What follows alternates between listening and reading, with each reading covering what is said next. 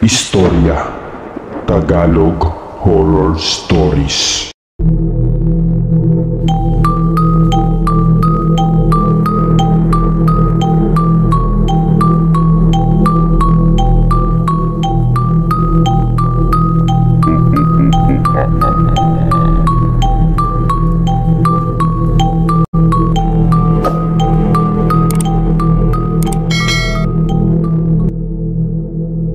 Maraming kaganapan nitong mga nakaraang linggo. Ang daming sakit ng ulo at puyat kakaisip ng mga bagay-bagay. Mabuti na lang talaga naisipan nito ni Gabi. Kahit biglaan ay mukhang magiging masaya naman. Sinabi ko kay Angie na tara na at akong hinila ni Angie. Mabuti na lang talaga ay pinayagan kami.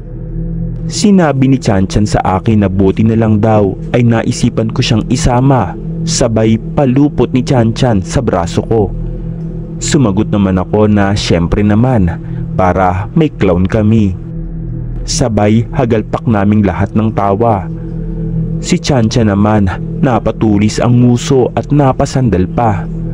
Ang cute kasi ni Chanchan lalo na sa mga ekspresyon ng kanyang muka. Nag-arkila ng jeep si Gino. Siya na din ang nagbayad pati pag-uwi namin. Wala naman kaming babayaran para sa beach na pupuntahan namin dahil may dala kaming mga tent. Halos 1 oras na biyahe at sa wakas ay nakarating din kami. At kaming tumakbo palabas habang ang mga lalaki naman ay napakamot na lang sa ulo dahil sila ang nagbitbit ng mga gamit namin. Sinabi ko na grabe, ang ganda pala ng dagat dito no? Pamamanghang tanong ko. Grabe, ang ganda talaga. Yung puting buhangin at malalaking bato sa gilid. 2 kulay ang dagat. Sky blue na may dark blue sa dulo. Bagay na bagay din ang maaliwalas na kalangitan. Napalingon kaming lahat kay Gino na pawis at sinabing ang bibigat daw ng bag namin. Buong bahay daw ba ang dinala namin. Sabay naman kaming natawa. Hindi ko rin alam kung anong laman ang bag namin. 3 araw kasi kami rito, kaya siguro halos lahat ng damit ko ay dala ko na. Nauna na kaming mga babae na magtampisaw sa malamig na tubig dagat. Si Chanchan hindi sumama dahil sinamahan niya ang mga boys na ayusin ang tent namin. Tanaw namin sila mula sa malayo. Sanay na sanay si Gabi sa ganito dahil vlogger nga siya at maraming lugar na siyang napuntahan. Si Chanchan naman hinaharot si Gabi dahil bet na bet niya talaga ito. Natatawa namang nagwika si Angie at sinabing ang saya rito ano? Parang gala daw na magjowa. Sumagot naman ako na kayo lang naman ang magjowa dito. Nagtaas naman ng kilay si Angie at sinabing si Yuna at Marlo daw ay malapit din naman at kami din daw naman ni Gabi. Inirapan ko siya at tumingin kay Yuna. Nasa gitna kasi nila akong dalawa. Napansin naming namumula ang mukha ni Yuna. Kaya naman naintrigang magtanong si Angie kay Yuna kung nanligo na ba sa kanya si Marlo na ngayon ay nasa harapan namin. Paikot na kaming 3 ngayon. Sumagot naman si Yuna na hindi ko alam. Pero alam naman daw niya noong mga bata pa lang daw sila, siya na ang palaging gustong makasama ni Marlo at tingin daw niya may gusto si Marlo sa kanya. Ngumiti si Yuna na ngayon ay pulang-pula na talaga ang kanyang muka. Ang hirap para sa kanya na itago ang kilig. Kusang pinapakita ng kanyang muka. Napatulala ako kay Yuna na tuwang-tuwa naman siya. Ngayon alam ko na kung ano ang nagustuhan sa kanya ni Marlo na kahit minsan ay hindi niya makikita sa akin. Kailangan kong maging masaya para sa kanila. Alam ko na iisa lang ang isinisigaw ng mga puso nila. Kagaya ni Angie at Gino na simula mga bata pa lang ay magkasama na. Sobrang daming memories nila Yuna at Marlo na hindi pwedeng maisantabi na lang. Dahil ang totoo, Ako lang naman ang may gusto kay Marlo. Napatigil kami at napalingon kay Chanchan mula sa malayo at sinabing kumain na daw kami. Umahon na kami at dali-dali kaming tumakbo papunta sa kanila. May dala rin pala silang kalan para dito na rin sila magluto. Ako kasi ay hindi marunong kaya sa kanila ko na pinaubaya. Sinabi ko sa kanila kung sino ang nagluto dahil ang sarap ng pagkain. Sunod-sunod kong subo. Sinigang na isda ang ulam namin ngayon at grabe, ang asim nito kaya nakakakilig. Sumagot naman si Chanchan na si Marlo daw ang nagluto. Muntik ko na maibuga ang laman ng bibig ko dahil sa gulat. Mukhang wala naman nakapansin bukod kay Marlo na napangisi pa. Buwisit, ibang Marlo ata ang nakikita ko ngayon. May engkanto ba na sumapi sa kanya? Matapos namin kumain ay nagpahinga muna kami. Grabe, busog na busog talaga ako.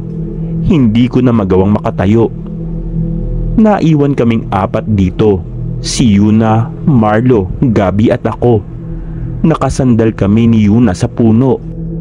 Pagod at busog kaya hindi ako gaanong makagalaw. Sinabi ko sa kanila na maligo na sila at okay lang kami rito. Nakatayo silang dalawa sa harapan namin.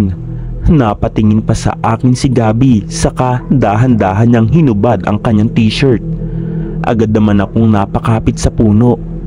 Napalunok ako ng sunod-sunod habang nakatitig sa naghihimutok nitong katawan.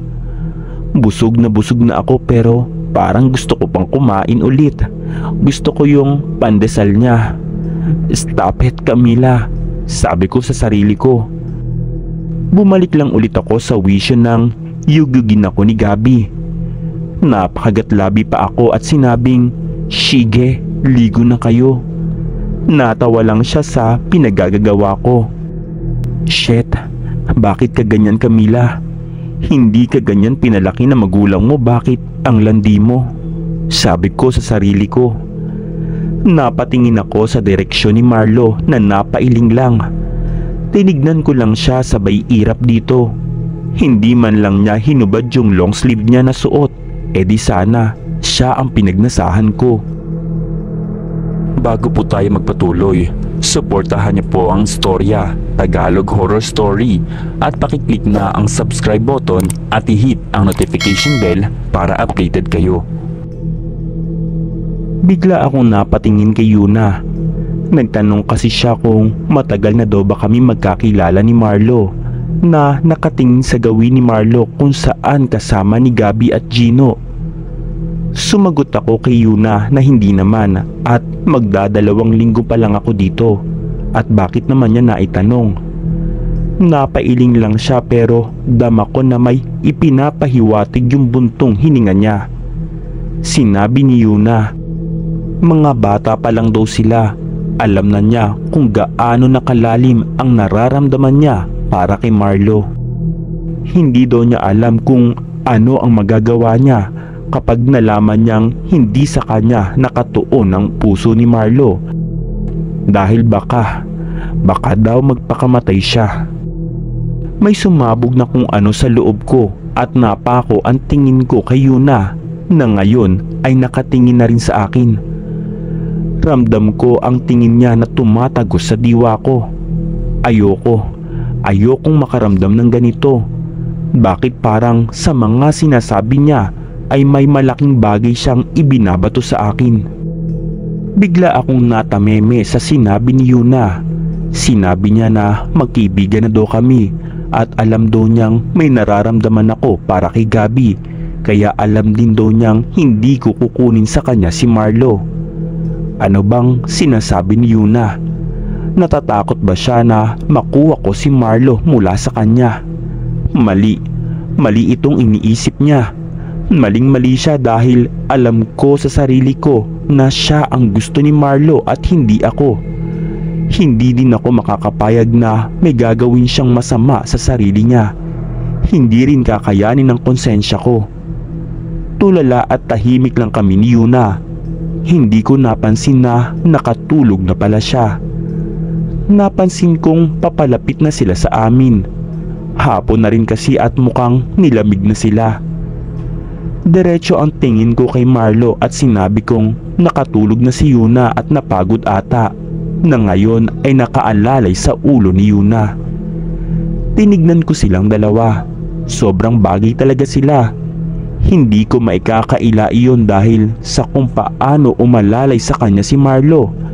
Bakit niya iniisip na kukunin ko sa kanya si Marlo? Kahit kailan, hindi ko kayang kalabanin ang nakaraan nila. Sa tagal ba naman ang pinagsamahan nila, hindi ito kayang pantayan ng ilang sandali lamang naming magkasama ni Marlo. Gusto ko siyang maging masaya. Gusto ko silang maging masaya. Tahimik pa rin ako hanggang sa sumapit ang gabi. Si Yuna nasa loob na ng tent, pagod na pagod ata. Sinindihan na nila ang bonfire at umupo kami palibot.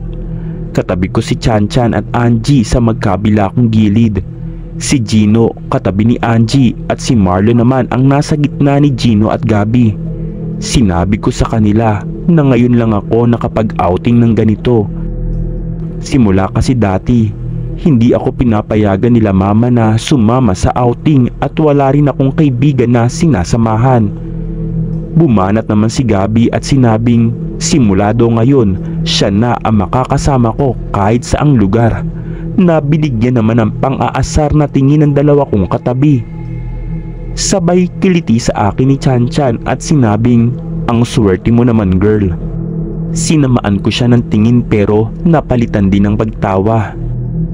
Nakakaintriga naman na sinabi ni Angie na pinapakilig naman daw masyado ni Gabi ang pinsan ko.